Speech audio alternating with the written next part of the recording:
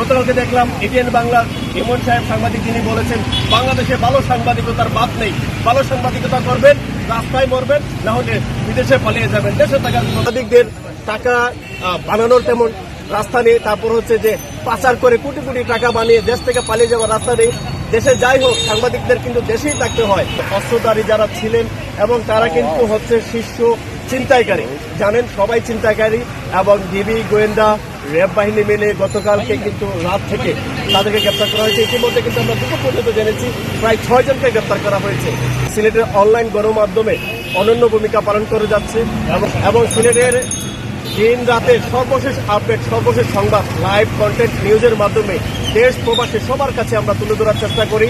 এবং বিশেষ করে আমাদের প্রবাসী ভাই বোন যারা আছেন, প্রবাসী ভাই বোনরা সবসময় সিলেটের দিকে তাকিয়ে থাকে। বলা যায় সিলেটের অনলাইন গণমাধ্যমের, সিলেট অনলাইন মিডিয়া, তারপর অনলাইন গণমাধ্যমের কর্মী যারা আছেন, আরও আমাদের সহযাত্রী যারা আছেন, সবাই কিন্তু আমাদের সিলেট সিটি অনলাইন প্রেস ক্লাবকে সহযোগিতা করছেন।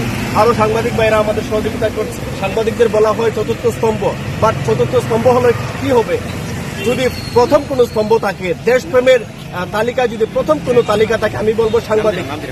কোনো জায়গা নেই। কিন্তু আমরা যারা সিলেটের অনলাইন গণমাধ্যম যারা কাজ করছে, বিশেষ করে অনলাইন মিডিয়া, অনলাইন যারা আমরা কাজ করে জানেন, স্বতঃস্ফূর্তভাবে সিলেটের মানুষের যে বিপদে, যে কোনো আপদে আমরা কাজ করে যাই, তাই কিন্তু আমাদের জীবনটা কিন্তু ঝুঁকিতে রয়ে যায়। প্রশাসনের একটু সজাগ হয়ে যত চিন্তাকারী আছে, চিহ্নিত চিন্তাকারী আছে, সন্ত্রাস আছে, সবাইকে জেলের ভিতরে ঢুকে তাদেরকে শাস্তির আওতায় এনে আমাদের আসাদুজ্জামান তুহিন ভাইয়ের যারা হত্যা করেছে তাদের শাস্তি কামনা করে